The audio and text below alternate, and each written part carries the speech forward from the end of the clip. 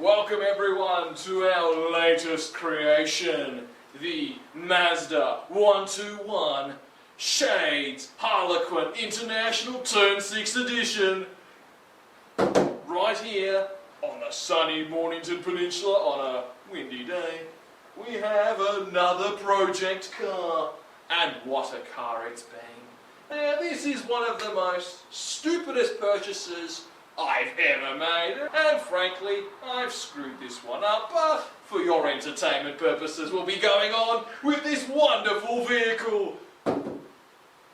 The Shades Harlequin International Turn 6 Edition is exactly what I think of this car.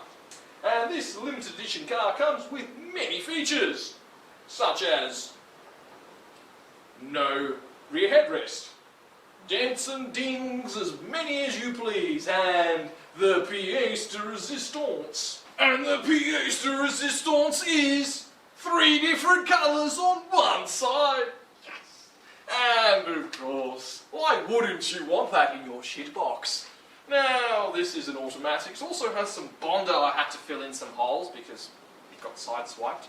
And the previous owner, well, their idea of replacing a door lock was to take an angle grinder to the door. We're talking about some very intelligent species here. And of course, being a 121 and not many of them being around anymore, the door and the guard are of course dented, and they aren't from the same vintage of car, so to speak. So they kind of fit, but they kind of don't. And also this car has had some work done in its life before on more than one occasion. It was driven badly for a very long time. It was treated worse than shit by its owner, who we got to find out some interesting things about them. They are a member of the Victorian Socialist Party, or at least a big supporter, because there is a campaign board for the Victorian Socialists in the boot. Nice! And sort of this Metro was an anti-car statement, I could say. A bit like driving around in a tree, or driving the equivalent of a bicycle. It's about as safe as one too. I mean, it's made entirely out of tin and plastic, and to sort problems out, you just get some tin snips and cut it out. Cut the problem out. After all, the guard. To make a 99 guard fit a 2001, I had to cut it with tin snips. Nice. And of course, being a 121, it's made out of really, really flimsy plastics. And flimsy metal. Good. Now, what I can say definitively is that there is one tinted driver's window, and there is no more tinted windows everywhere. It's just standard windows and standard glass. The beauty of buying shit boxes, you never know what you'll get. Especially if you buy them sight unseen, as I unfortunately did. Now, having said that, this car would make a reasonably reliable, cheap runaround if you're after a second car. And if you are after a second car, there are many better options out there than this 121. I can tell you that right now. Basically, it will be sold to the first person that gives me whatever I'm in on it, basically. This limited edition is very rare. It's only one of one.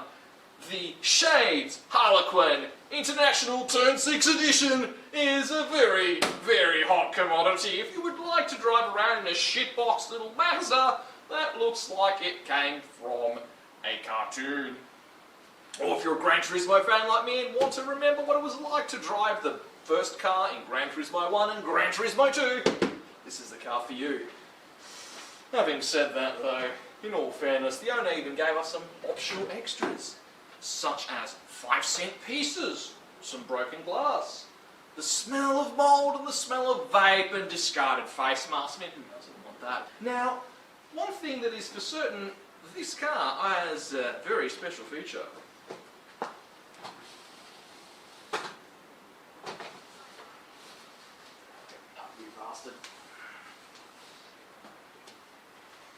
Somewhat functioning wind-down windows, of which I had to de-spec this door because it had electric windows to the rubbish wind-downs that this thing had.